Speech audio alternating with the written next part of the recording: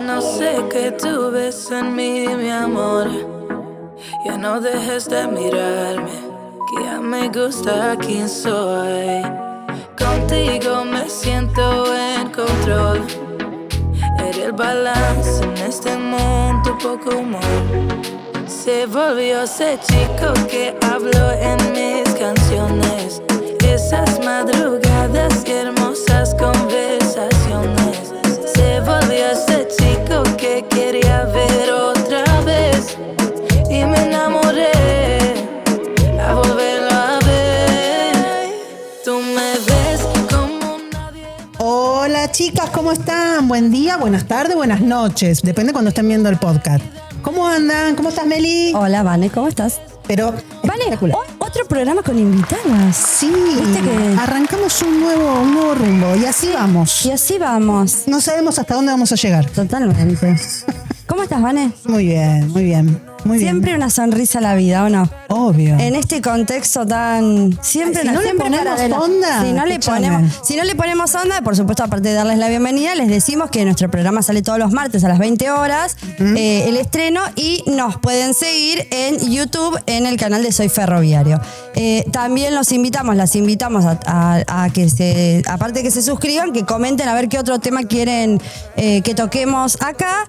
Y hoy estamos acompañadas. Sí, Primero vas a les agradecemos presentar. a nuestras invitadas y las voy a presentar. Y después planteamos un poco de qué vamos a charlar. Hoy vamos a charlar de discapacidad. Sí, el primer programa. El primer programa porque de lo dividimos en discapacidad tenemos como que la representación de todas las voces. Ahora vamos a explicar un poco de qué se trata esto. Bueno, al lado de Van está Mariana Reale. Mariana es psicóloga, es terapeuta de personas con discapacidad, es co-coordinadora de la Comisión de Discapacidad del Colegio de Psicólogos del Distrito 14, es docente de la Universidad 1 de la carrera acompañante terapéutico, es feminista y es militante de Isadora. Mariana, bienvenida, gracias por venir. Bueno, muchas gracias, chicas. Buenas tardes, buenos días, bueno, cuando nos vean, como dicen ustedes. Y al lado mío está Guadalupe Barguiela, que es militante de los derechos de las personas con discapacidad en Patria Diversa. Hola, Guada. Hola, ¿cómo va? Bueno, buenas tardes, buenos días, buenas noches. Buenas. Gracias, Oli. gracias por venir, Me Guada. siento de Truman Show cuando se me empezó. Yo me siento la intro de Gelatina. ¿Ubican? Sí. Pero bueno, nada, qué bueno poder estar acá. Ahí como aportando y acompañando un poco. Y qué bueno compartirlo con Marian, que me parece que nada, va a ser interesante. Recién antes de arrancar nos decían, abran el debate, así que veremos qué pasa con... Bueno, vamos a abrir el debate. Vamos a debatir un poco. Sí. Bueno, Vane, ¿querés vos dar un poquito Lo la que siempre introducción? hacemos, sí, exactamente. Lo que siempre hacemos es más o menos decir un concepto o una definición del tema que vamos a tratar. Es lo que Expliquemos antes de eso, de que la idea de discapacidad lo propuso Vane en el podcast anterior, que le quiero decir gracias, pero un tema bastante complejo. Y la invitamos a Mariana un poco para tener la voz de las profesionales, le invitamos a Guada para una persona con discapacidad en primera persona, y en el siguiente episodio vamos a tener compañeras que son madres que cuidan, acompañan, ¿no? Personas con discapacidad, Exacto. niños, niñas, Entonces adolescentes tenemos con las discapacidad. tres partes que Exactamente, poder reflejar todas las voces, ¿no? Bueno, ahora sí, Vane, danos un poco el marco o el disparador o la definición de discapacidad para que podamos empezar a charlar. ¿Cómo no? Bueno, te digo la genérica que es la que figura en todos lados. Ok. Discapacidad es la condición física, mental, intelectual y sensorial que puede dificultar la participación de una persona en la sociedad en igualdad de condiciones. Incluye un montón de cosas, ¿no? Un tema que acá lo hablamos más desde la parte teórica, digamos, de lo que es la discapacidad, pero que me parece que lo que más influye es la parte social, o sea, cómo esa persona accede en la sociedad y las barreras que se encuentra para poder integrarse en una sociedad, ¿no? Y ahí es donde es un mundo. Bien, bueno, sí, Vane, en lo que vos contás como definición, podríamos decir en general que podemos ubicar como dos grandes aspectos, ¿no? Como el aspecto individual, personal, ¿no? Como más de orden privado, Y también podemos pensar la discapacidad en relación a, cómo esa persona interacciona con el entorno, ¿no? Entonces, a lo largo de la historia han habido diferentes maneras de pensar la discapacidad, diferentes formas de conceptualizarla. Y en ese sentido, podríamos ubicar como a dos grandes, a grosso modo, digamos, como una perspectiva más que tiene que ver con el modelo médico, que llamamos médico rehabilitador, y ahora vamos a charlar un poquito de esa palabra, ¿no? Y el modelo social, que en realidad lo que hace es como, quitar, digamos, la cuestión de la discapacidad del orden individual o privado y pensarla en relación a la sociedad, ¿no? A la comunidad, claro. A la comunidad, a la inserción de esa persona, a la participación de la persona en todas las áreas, digamos, que componen la vida social, obviamente. Entonces, en ese sentido, la discapacidad, digamos, podemos pensarla en relación a una condición particular que porta una persona y lo que sucede cuando esa persona, digamos, sale al mundo y se encuentra con un mundo que no está preparado, ¿no? Y tal vez aportar, permiso, no sé si... Sí. Tal vez aportar que es una condición que evoluciona a partir de las situaciones que nos pasan a nivel social, ¿no? La Convención sobre los Derechos de las Personas con Discapacidad, ya me vuelvo legalista. Pero la Convención de Discapacidad de nuestros derechos habla de que la discapacidad es un concepto que evoluciona en la interacción con las barreras debidas a la aptitud y al entorno, ¿no? Y que ese entorno es el que limita las potencialidades de una persona. Por ejemplo, si yo tengo una discapacidad visual y tengo todo descripto, las imágenes descriptas, carteles en braille, veredas sin obstáculos que obturen mi paso y formas y apoyos que promuevan mi autonomía, esa discapacidad sigue siendo mi discapacidad, pero se ve más posibilitada a un desarrollo pleno, ¿no? La Convención lo nombra como una participación plena y efectiva en la sociedad. No solamente plena, porque sí, yo puedo estar incluida en la sociedad, participando en una, ronda de amigues, pero nadie me habla porque piensan que como tengo discapacidad no comprendo. Entonces no es efectiva esa participación. Plena y efectiva es que estemos insertes en todos los ámbitos sociales. Y esto, se está viendo mermado con el gobierno de Milei, pero ya lo vamos a... Claro, lo vamos a desarrollar. Me parece fantástico cómo lo explicó, ¿no? Sí. O sea, bien claro desde primera persona, ¿no? Había unas publicidades hace poco que vi que justamente era eso. Tenías todas personas no videntes y había una persona que sí podía ver y no sabía qué hacer porque estaba todo acondicionado para los no videntes. Entonces él era como el discapacitado. Ahí el entorno jugaba como el rol. Exacto. Y es como ella dice, ¿no? Si todo estuviera preparado, claro, no tendrían esas barreras. Claro, por ahí también aclarar que hablamos siempre de personas ciegas o con baja visión, de personas con discapacidad y no de discapacitadas. ¿Pero por qué? Porque no acentuamos en la carencia, no acentuamos en lo que no somos, acentuamos en nuestras potencialidades y en nuestras posibilidades, que son un montón, ¿no? Totalmente. Y que muchas veces se habla de, no, mi hijo tiene tal discapacidad y entonces no puede. Bueno, no, veamos lo que puede. Por ahí no puede hablar, no puede comunicarse, pero tiene otras posibilidades y otras formas de comunicación, ¿no? Que no siempre son las tradicionales. El mundo nos crió, la sociedad nos crió para ser blancos, rubios, altos, flacos, heterosexuales, sin discapacidad y que nos comuniquemos como el resto de la gente. Y hay que entender que no todas las personas van a ser lo que espera el sistema capitalista. Ya parezco, me estoy juntando mucho con Moni, pero... Pero digo, hay una cuestión también de que la discapacidad se espera para el productivismo, ¿no? Si no cuaja mi forma de ser con lo que necesito en un mundo absolutamente productivo, absolutamente capitalista y que nos lleva a cumplir con ciertos estándares sociales, y no soy. Y en realidad sí soy, pero necesito tal vez ciertas ayudas o apoyos para completar esa autonomía, que no significa que yo no tenga poder de decisión. Yo puedo decidir, que quiero cruzar la calle. Ahora, voy a cruzar Avenida Rivadavia yo sola, no. Claro. Le voy a pedir a alguien, che, ¿me das una mano para cruzar? Y eso es pedir apoyo, ¿no? Pedir una ayuda que alguien te ayude a una tarea que vos querés concretar. Ahí me parece interesante, Guada, aportar.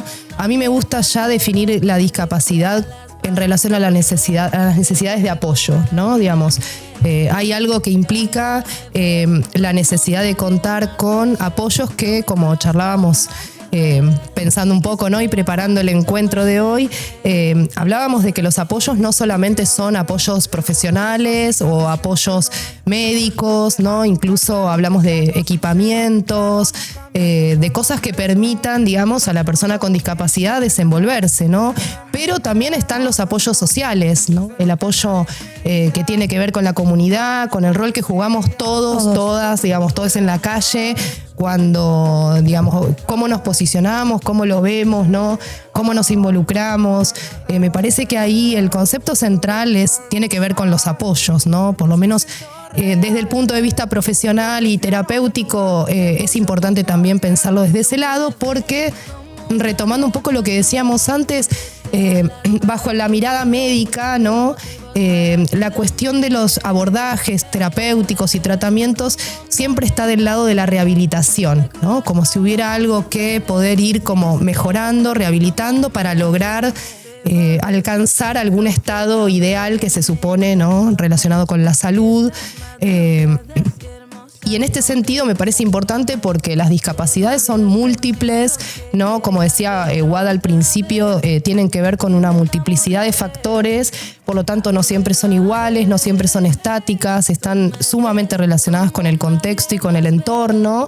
Entonces, bueno, creo que es importante tener esta perspectiva de que el abordaje en discapacidad tiene que ver con promover la participación plena de las personas con discapacidad y no con que las personas corrijan, rehabiliten, mejoren y lleguen en algún momento, como quizás tiene más que ver desde la perspectiva del paradigma médico, de que hay algo que mejorar, curar, sanar para encontrarse en un estado óptimo para, ¿no? Y entender que nosotros también nos creemos a veces esas cosas, porque nosotros también internalizamos que tenemos que mejorar cosas, ¿no? Y esa internalización depende de que muchas veces, bueno, yo mirá cómo se mueve esta persona con discapacidad mejor que yo voy a practicar todo lo que pueda para moverme igual que la persona. Y no, y en realidad a veces en el camino de sobreadaptarnos a las barreras que hay, en el camino de decir, mirá qué ciega de capa que soy, dejamos un montón de cosas. Por ejemplo, salud mental, ¿no? Claro. Y llegás a tu casa y te duele la cabeza porque estuviste explicando 15 veces que no vas solita, que vas a laburar como todo el resto del mundo, que sos una persona con discapacidad, pero que podés hacer todo, porque la gente encima te pregunta, ¿no? Estás en la calle y te ayudan a cruzar y vos sos así desde hace mucho, y vos dices, así como señora medio bolude, no sé. Entonces uno piensa, ¿cómo? ¿Así cómo? O sea, y cosas así un montón, ¿no? Y vas solita y yo, sí, y vos también, estás sola acá, Claro. no te veo acompañada de nadie. Entonces, y así un montón de situaciones que nos pasan en la calle, que una persona que no tiene ninguna discapacidad no se la preguntan. Entonces es sobreadaptarnos al sistema que nos impone una forma de existir y sobreadaptarnos también a la sociedad que muchas veces no sabe. No es que no sabe porque no tenga ganas, no sabe porque no hay información, porque la discapacidad se toma como una cuestión a curar, a cuidar, como, ay, pobrecito, ¿y quién te cuida? Total, sí, a romantizar. Sí, eso. Sí. No, y vos decías, Guada, esto de, no, salgo a trabajar. ¿Qué pasa con la inserción en el mundo laboral de las personas con discapacidad? ¿No? Vos en tu caso, Guada, sos una trabajadora. Sí, fui despedida de la Agencia Nacional de Discapacidad en febrero del año pasado.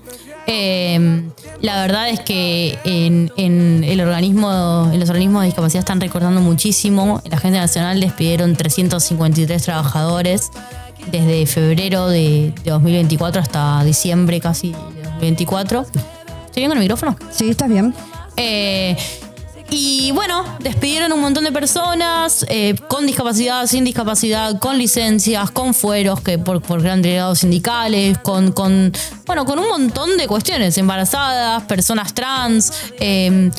con cupos de discapacidad y de persona trans también. Entonces, la realidad es que en estos contextos donde están todo tan difícil, sí, yo tengo la suerte de poder trabajar y estar teniendo trabajo actualmente. Trabajo en la región sanitaria séptima de la provincia de Buenos Aires, que es una regional del Ministerio de Salud de la provincia, asesorando en discapacidad.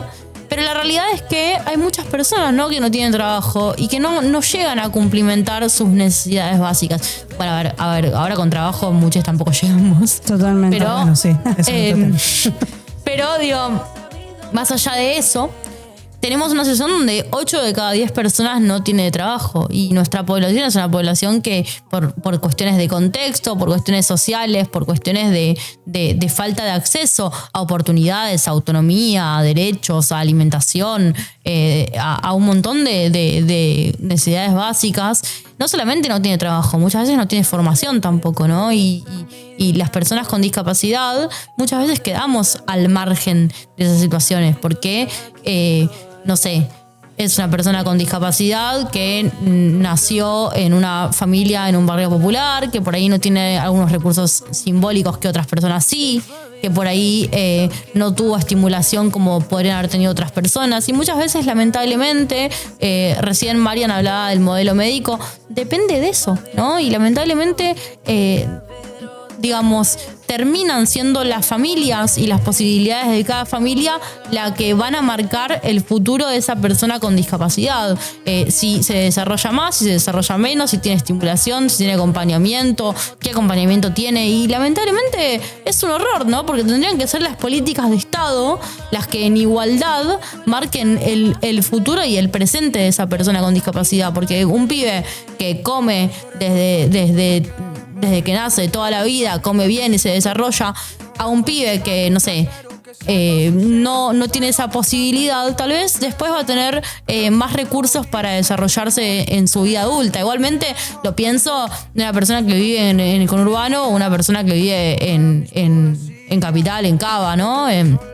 Y digo, bueno, una persona que vive con más recursos, que nació con más recursos, aunque tenga una discapacidad, va a ser mayor la adaptación que va a poder tener que una persona que no los tiene. No los tiene. Y entonces ahí empezamos a hablar de cómo la política pública no llega a nuestro sector y cómo los derechos se ven recortados. Digo, no sé, yo tengo la posibilidad de tener una familia que me acompaña, que me acompañó, que estuvo, y hay otra gente que no. Entonces, y se ven las diferencias, ¿no? Digo, y no es una cuestión de marcar una diferencia o una línea o lo que fuera, sino de poder decir, bueno, que no dependa de buenas voluntades que vos llegues o no llegues, pues si no es meritocracia pura. Exacto. Total. Hay un concepto, Mariana, que quería ver si nos podés comentar un poquito, que es algo que se escucha mucho ahora, que es neurodivergente. Bien, bueno, abrimos el debate con Guada. Sí.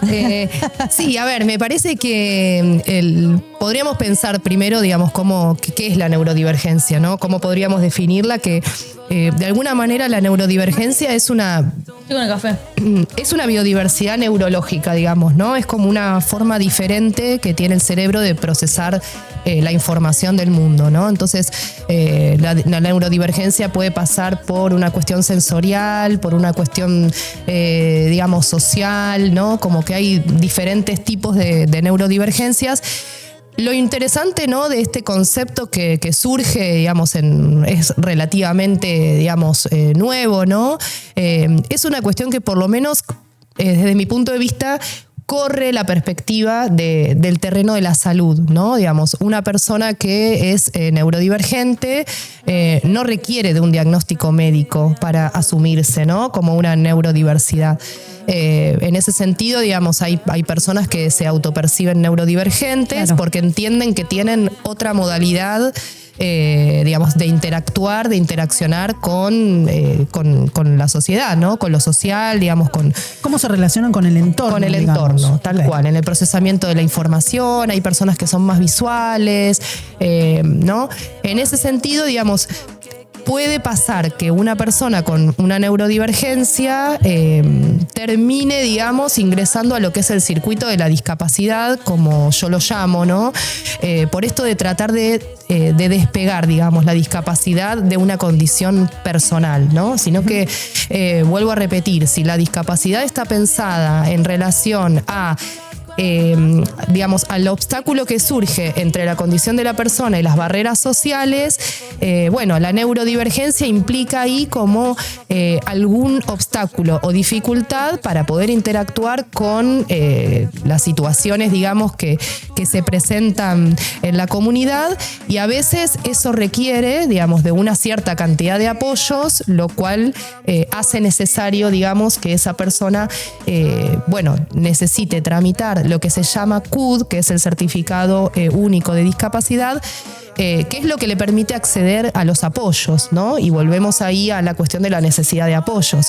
Me parece importante esta perspectiva de pensar que las personas que tienen un CUD, eso no es lo que acredita una condición individual, ¿no? Sino una situación que muchas veces puede ser socioeconómica, como hablábamos recién, para poder acceder a apoyos que quizás no se necesitarían si determinado entorno estuviese conformado de una manera diferente, ¿no? Pienso, como decía Guada recién, no sé, pensemos en una persona que vive en la Ciudad Autónoma de Buenos Aires y tiene que trasladarse quizás por una condición, digamos, de motora, que tiene como equipamiento, ¿no? Es usuaria de silla de ruedas.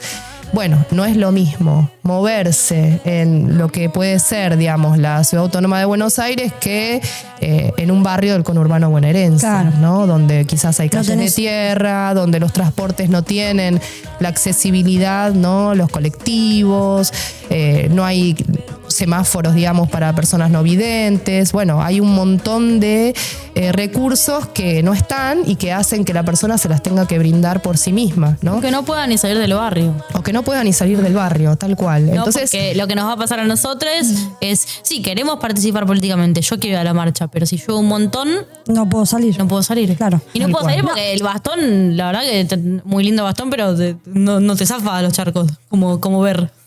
Claro. eso es muy importante porque, digamos, el certificado de discapacidad lo que hace es como brindarte el acceso en la teoría, ¿no? Por supuesto, eso también ya lo vamos a abrir, pero digo, como brindarte el acceso a las prestaciones de apoyo, ¿no?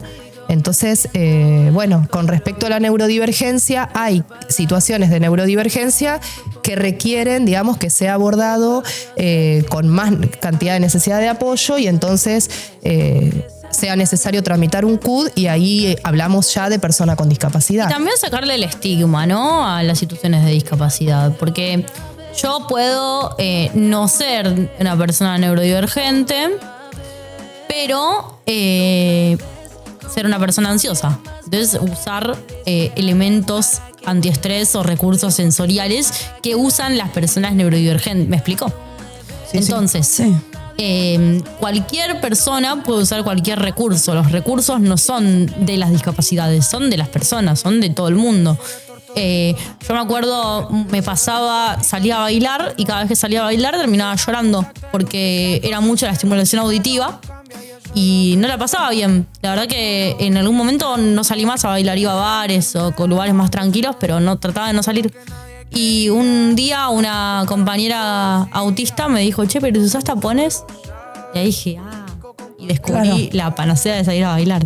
Ahora salgo todo el tiempo. Es como, Ahora no hay fin de semana que no ahora salgas de joda, Guada. de joda. Y es como eso, ¿no? Y era como, bueno, pero ¿y cómo? Pero si no veo, ¿cómo hago para no escuchar? Y me decía, no, pero si usas esto, por ahí escuchás menos, pero escuchás la voz del otro. Por ahí no escuchás tanto la música, pero sí la voz. Y encontramos el recurso para que me bajen los decibeles auditivos y no estar todo el tiempo alerta con miedo de no poder Hacer determinada actividad. O lo mismo me pasa, milito en la Marcha del Orgullo, y cuando pasan los camiones de la Marcha del Orgullo, cuando van pasando las carrozas que van a la plaza y qué sé yo, me incomoda muchísimo el ruido. Y no lo hago de mala onda. Claro. No es que yo soy mala y que me incomoda el ruido. Es una cuestión de que todo es auditivo y no veo y hago todo con los oídos, entonces me saturo. Y hay ciegos que les pasa, hay personas ciegas que no les pasa. Digo, no es una cuestión de ser disca, es una cuestión de ser persona, ¿no? De cómo uno tramita sus situaciones y sus recursos. Y yo creo que muchas personas con otras discapacidades nos ayudan y nos enseñan que por ahí el recurso que ellos usan por tener una discapacidad puntual, a nosotros también nos puede ayudar para la vida misma. Entonces, yo acá creo que sí es importante el apoyo entre pares, ¿no? El acompañarnos entre personas con discapacidad hacia personas con discapacidad. Ponele, una persona usuaria de silla de ruedas va al baño. Bueno, yo que no veo, ¿cómo la puedo ayudar? Bueno, por ahí el jabón está alto y se lo alcanzo. Y por ahí ella después me guía a la salida no sé, del lugar donde tenemos que ir. ¿Me explicó? Sí. El apoyo Redes de apoyo. entre Exacto. pares es fomentarnos a nosotros mismos como apoyo, teniendo discapacidad y haciendo distintas tareas, ocupando distintos roles que por nuestra discapacidad podamos ocupar y que el otro no pueda. Entonces creo que también es ver las potencialidades en las personas con discapacidad y entender que a las personas sin discapacidad, entender que el mundo no es siempre ni tan visual, ni tan bípedo, ni tan normal de mente. No sé cómo explicarlo.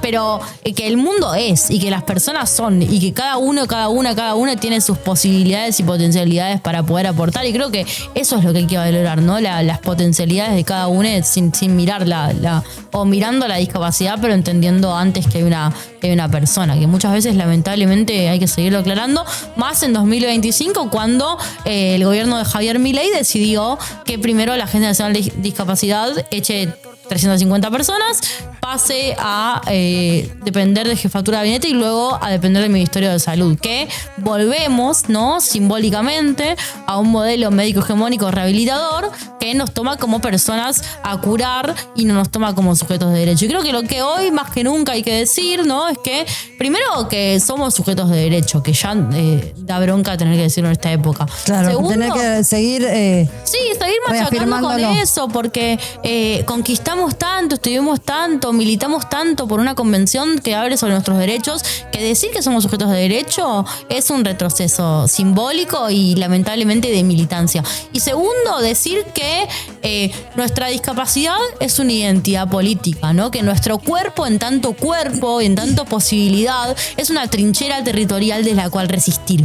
Entonces, si nosotros nos paramos desde la discapacidad como orgullo, desde la identidad política como forma de existencia, desde el cuerpo como trinchera y desde el Estado como el que debe garantizarnos los derechos, es otra forma de ver la discapacidad. No es ni todo malo, ni todo un horror, ni todo pobrecites. Es entender qué somos. Y lo que somos es una identidad política. Lo que hay que entender es que nuestras identidades son orgullos como el orgullo LGBT. Y tal vez, ahí cierro, entender un poco que la discapacidad no solamente es una cuestión sensorial y una cuestión de formas de que nos vea el resto, es también una forma nuestra de percibir el mundo y una forma nuestra de movernos en ese mundo que muchas veces no está adaptado. Y sí, por supuesto que tenemos nuestras complicaciones, porque nada, qué sé yo, tenemos nuestra... No es que todo es orgullo y siempre estamos todos felices. A veces... Tenés momentos de bajón. La discapacidad incomoda, la discapacidad a veces molesta, a veces decís, che, pero bueno, si viera por ahí podrías esto más rápido. O sea, cosas así que nos pasan, no es que no. Pero bueno, creo que la discapacidad en algún punto nos viene a plantear otras formas de producir, de movernos y de existir en los espacios. Guada, hay algo que también, digamos, me parece importante, no sé vos cómo lo pensás, ¿no? Pero en esta cuestión de que muchas veces la discapacidad se ve como algo, ¿no? Como algo otro, ¿no? Como algo a lo que uno, Sí, como bueno, no le ellos tocó, y nosotros, ¿viste? ¿no? Claro, como ellos y nosotros, ¿no? Como algo distinto, alejado de lo que no sé, ¿no? Muchas veces escuchamos esto Pero es como lo que en está pasando ahora es lo que está pasando ahora con... ¿Vieron lo de que hace pocos días pasó una situación donde una persona usuaria de salud mental asesinó a toda la familia? Sí. Y los medios están como... No, porque ella que tiene problemas psiquiátricos, porque lo dicen así, horrible. Porque no, ellos los sanos y nosotros los insanos, ¿no? Y es como a ellos nunca les va a pasar Y quién sabe, ¿no? Si algún día te echan de un laburo, te deja una pareja y tenés un tema de estrés tan grave que se pueda convertir en una situación de salud mental, quién sabe, ¿no? No, y este ¿A quién contexto no le va a que pasar? tampoco ayuda, Y este ¿no? contexto, digo, yo lo primero que pensé con esa situación fue, ¿qué le habrá pasado a esta mujer? ¿No? Porque, y se lo planteaba a mi papá y escuchaba como en algunos medios de comunicación decían, no, porque, y la medicación que tomaba y ella no iba a la farmacia del barrio porque no quería que se sepa. Eso es estigma, ¿no? Total. Yo sí quiero que se sepa. Hola, soy Disca, ¿cómo están? ¿Todo bien? O sea, vengo acá con mi discapacidad, vengo acá con mi cuerpo, con mi historia, con mi trinchera, con mi territorio, con mi resistencia. No vengo acá como un sujeto que nació de un repollo, vengo acá con lo que soy. También vengo con mi militancia, los barrios, las asambleas, la lucha popular, los mates en la calle, los guisos de la lucha popular. Digo, vengo con un montón de cosas. Vengo con todo. Que una persona usuaria de salud mental venga con su problemática de salud mental o el ser usuario de salud mental no es para nada algo malo. Y es una posibilidad también desde la cual construir. Y qué horror que esa persona tenga que ir a una farmacia lejos porque en su barrio no se animaba a decirlo. ¿Qué nos pasa como sociedad para que una persona no se anime a decirlo? Por ahí el primer paso, si se hubiera animado a decirlo, era acompañarla. Y si la acompañaban, tal vez, no lo sé, porque no conozco a esta persona, por supuesto, pero tal vez si esa persona hubiera tenido un acompañamiento más humano, más empático, más compañero, no hubiera pasado esta situación. ¿Cómo llegamos a esta situación? ¿Qué nos pasa como sociedad para llegar a esta situación? Bueno, nos pasa que no hay un acompañamiento claro, no sé, nos tenemos que dar más amor entre nosotros. Ay, parezco soy Cris Morena, chicos, pero realmente No, creo pero que yo digo, es cuando un poco hablamos de salud mental y hablamos de lucha, de trinchera, de resistencia, ¿no? El Hospital Bonaparte es un claro ejemplo Sí, de las claro. políticas de Javier Milei o de todo este gobierno y todos sus cómplices dentro del Congreso y del Senado.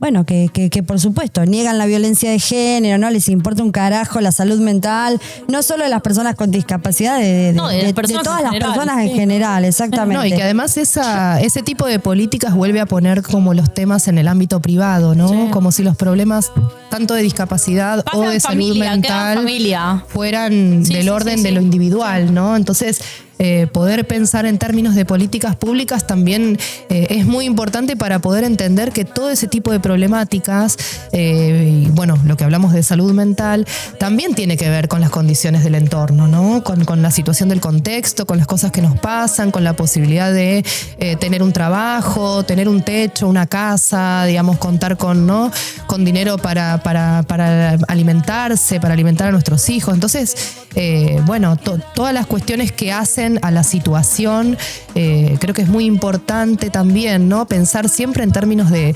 situación, tanto en discapacidad como en salud mental, analizar como las conexiones con el momento actual, ¿no? Que Entender tanto que repercuten. venimos un poco de esa estigmatización, ¿no? Venimos un poco del olvido y de los márgenes.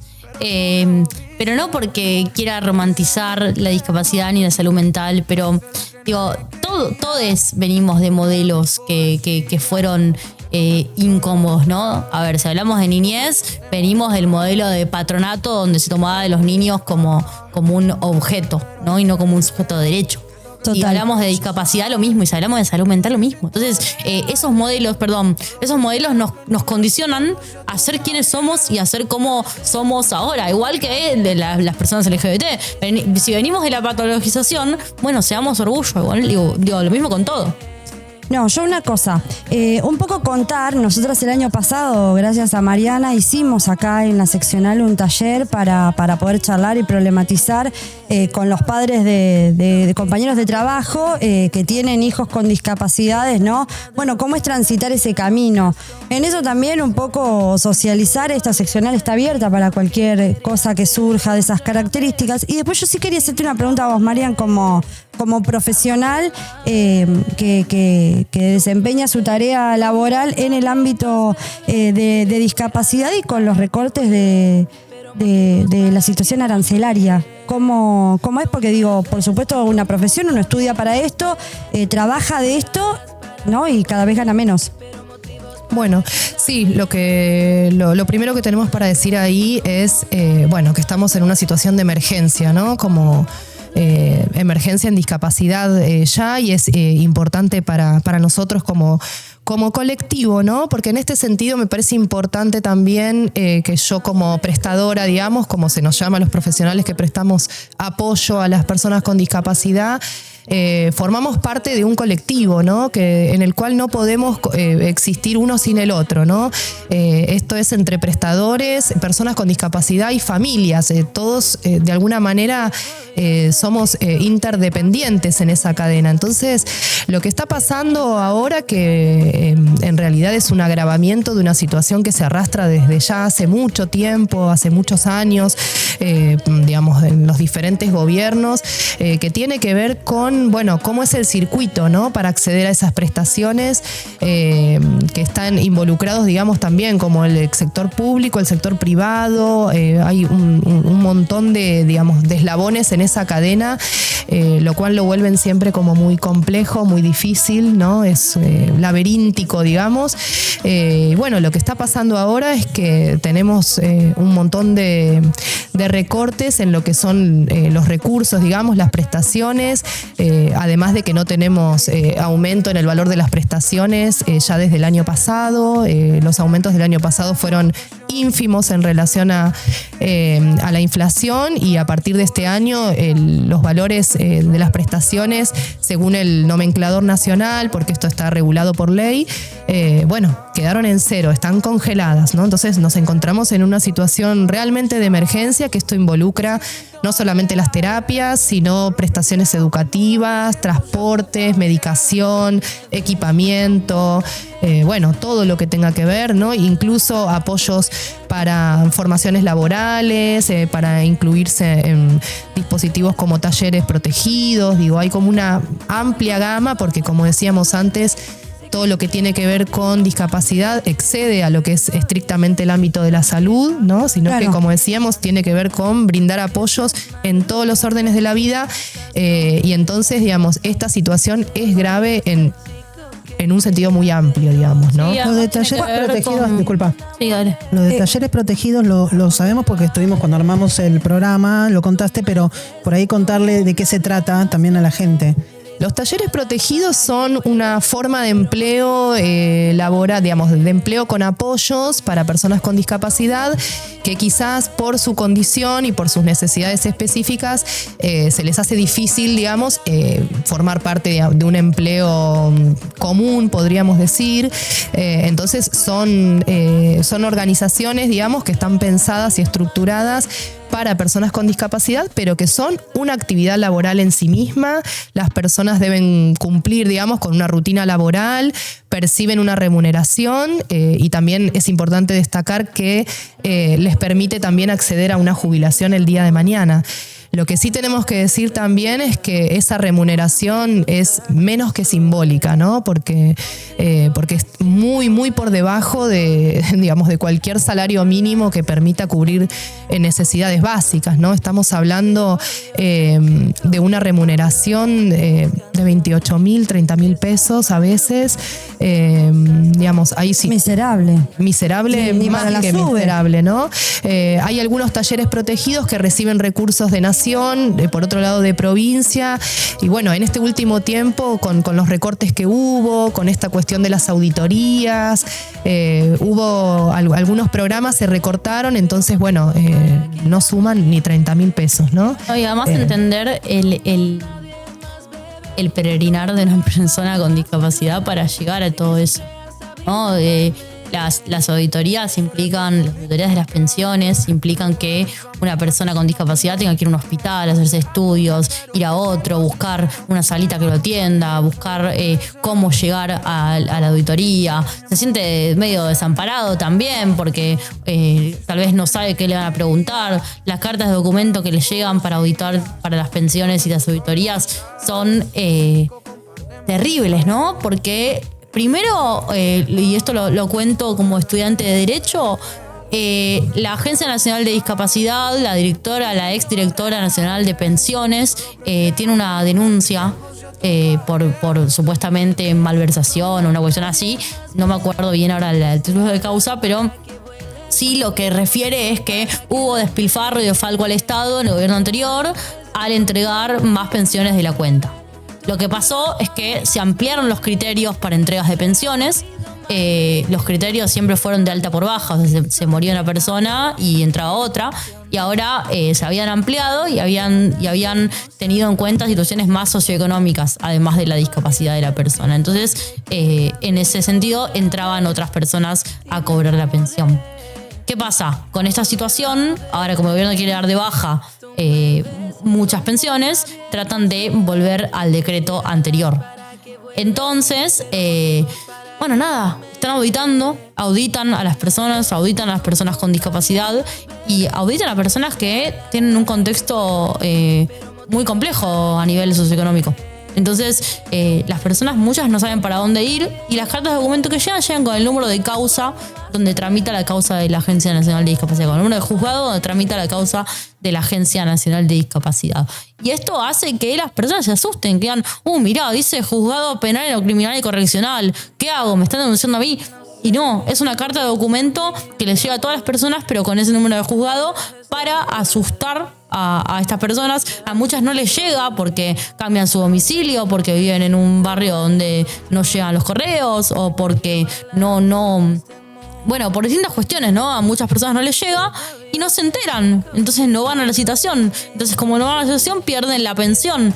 Y pierden la pensión y pierden, además, con esa pensión, lo poquito que tenían, porque algunas es el poco dinero que les entraba de algunas Aparte, instituciones. mientras está esa auditoría, no cobran, ¿no es cierto? O sea, No, está hay pensiones que suspendido. están suspendidas. Sí, claro, hay pensiones que están suspendidas. En este sentido, está bueno destacar lo que mencionaba con respecto a la ley de emergencia en discapacidad, que digamos que está ahora en proceso de poder debatirse en Cámara de Diputados. ¿Cuándo se debate?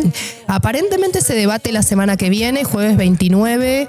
En ese sentido hay, muchas organizaciones, digamos, como decía antes, tanto de familias como de personas con discapacidad, de usuarios, como también se los nombra, y de prestadores, digamos, como para poder hacer fuerza y que ese proyecto realmente se pueda discutir, debatir y aprobar. Aunque también sabemos, digamos, que hay, grandes posibilidades de que el proyecto, si se aprueba y se sanciona como ley, sea vetado, ¿no? No le demos ideas a mí. Entonces, en este sentido también se está convocando, digamos, no solamente a lo que conforma el colectivo de discapacidad, sino también a toda la sociedad civil a que pueda prestar apoyo, difundir la situación, difundir la causa. En este sentido, estamos trabajando, digamos, mucho para poder confeccionar información que pueda difundirse y que sea información accesible para que se pueda comprender, digamos, esto también es muy importante. Y la verdad es que hay mucha preocupación en este sentido, ¿no? Porque, los ejes más importantes de la ley del proyecto de ley de emergencia tiene que ver con estas cosas que hablábamos recién, ¿no? Con una recomposición respecto del valor de las prestaciones, con el tema de la revisión de las pensiones y los criterios que se van a utilizar para poder otorgar y mantener las pensiones con discapacidad, y que haya realmente, digamos, un aumento de presupuesto para todas las necesidades que tiene el sector, como hablábamos recién, ¿no?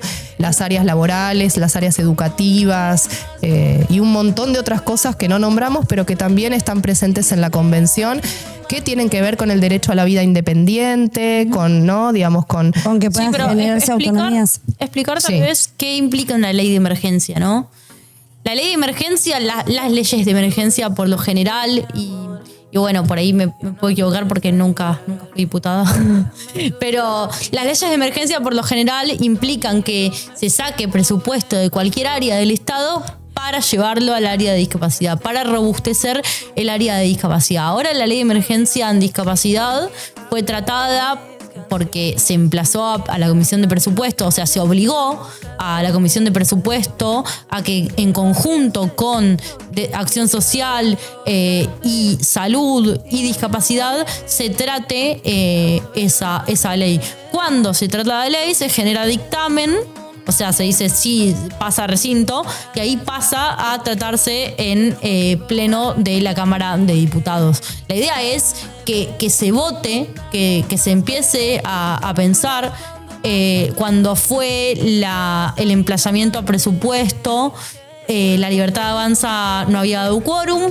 Se había votado por 126 votos a favor, 70 en contra, y creo que había 15 abstenciones, si no me equivoco. Y la idea es que esa ley se pueda militar con lucha, con organización, en la calle, en las redes, donde sea, ¿no? Porque lo que queremos ahora es que el sector tenga un poco más de inyección presupuestaria. Tal vez lo que nos pasa a las personas con discapacidad, que estamos militando esta ley, queremos un montón de cosas más, ¿no? Sabemos que esta ley no lo logra todo. Sabemos que esa ley es una ley de emergencia, que es un que parche. solo va a parchar, claro. No, que es un parche a tantos años de olvido, de marginación, de historia y derechos vulnerados. Qué importante esto que vos decís de años, ¿no? Digo, Años, porque el mismo no reclamo, es solamente este gobierno. El mismo reclamo que hacen las jubiladas, las jubilades, que hoy ganan miseria, también es consecuencia de malas políticas de gobierno tras gobierno, de un sector y de otro. Digo, en esto volvamos a repetir el día, la concentración, hay marcha, no hay marcha, hay concentración, ¿qué actividad en concreto tenemos? Digo, ¿cuál es la cita? Bien, primero aclarar también que es el día jueves 29 de mayo. Bien. La cita es 10:30, 11 en el Congreso, pero además esto va a ser una movilización federal, con lo cual hay organización en todas las provincias. Digamos, para cada provincia hay un determinado punto de encuentro y un horario, pero sí la idea es coordinar todo ese movimiento, digamos, para el día en que se pueda tratar el proyecto de ley. Bien. Ok, No, y la otra marcha que tenés que convocar. Y en eso tenemos, ayer formamos parte de la primera asamblea en conmemoración, este año se cumplen 10 años del 3J, del Ni Una Menos. Este año la movilización no se va a hacer el mismo 3 porque cae martes. Hubo un acuerdo entre todas las organizaciones que ayer participamos de esa asamblea de que la movilización sea el miércoles 4 en solidaridad y apoyo con el reclamo heroico que tienen las jubilados, los jubilados, les jubilados todos los miércoles frente al Congreso. Entonces en eso también todavía no tiene horario la movilización, después pasaremos la cita y demás, pero digo, así como es necesario de que haya una ley de emergencia para esto, para que la guita no se vaya al fondo, no se vaya a pagar la deuda y se vaya a las necesidades reales que tenemos todas las personas que conformamos este país para discapacidad, para la 26485, que es la ley de erradicación y prevención para cuestiones de violencia de género, tenemos que seguir estando en las calles. Me parece que ese es el mensaje, en absoluta unidad. El 29 con las personas con discapacidad, el 4J con todas los movimientos feministas, sindicales, políticos, en las calles, y me perdí. Y Estamos haciendo la convocatoria. tenemos que seguir construyendo un poco un país un poco más justo y más nuestro, ¿no? En algún punto, creo que no solamente es acompañar a las personas con discapacidad, las mujeres y diversidades, sino entender que todos estamos pasando un momento muy, muy complejo. Cerraron hace poco 13 programas de diversidad. Que bueno, ya le están necesitando el presupuesto hace rato. Sí, tenemos luchas a lo largo y ancho de todo el país, las y los compañeros metalúrgicos con la amenaza del cierre, digo...